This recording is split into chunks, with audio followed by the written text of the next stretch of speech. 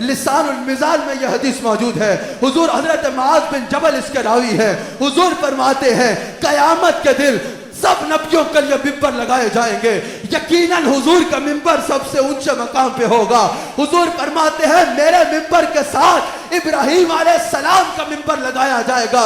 حضور فرماتے ہیں میرے اور ابراہیم کے ممبر کے درمیان ایک کرسی لگائی جائے گی جس کرسی پر اللہ کے حکم سے ابو بکر صدیق کو بٹھایا جائے گا اور ایک منادی کرنے والا ندا دے گا واہ واہ اے ابو بکر صدیق تو نے کیا رتبہ پایا کہ قیامت کے دن اللہ تجھے حبیب و خلیل کے درمیان بٹھایا ہے.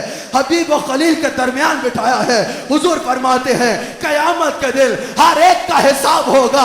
ابو بکر بغیر حساب کے جنت میں جائے گا.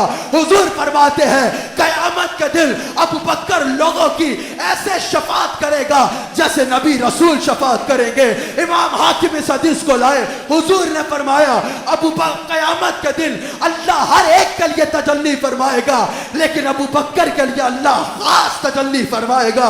حضور فرماتے ہیں ترمذی میں موجود ہے کہ حوض کوثر پہ بھی میرا رفیق ابو بکر ہوگا.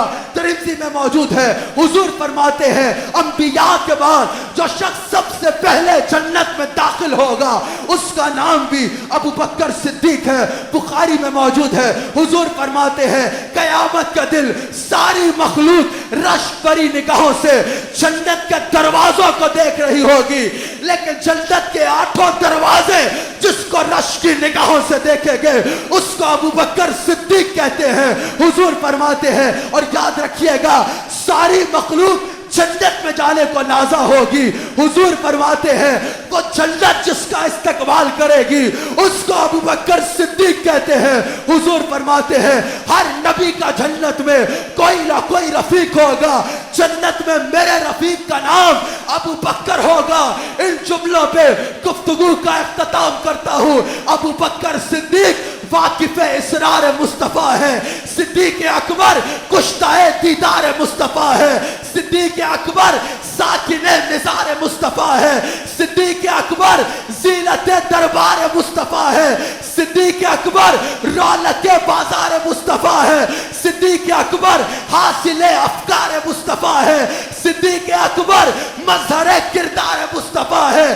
صدیق اکبر افضل البشر بعد از انبیاء ہے.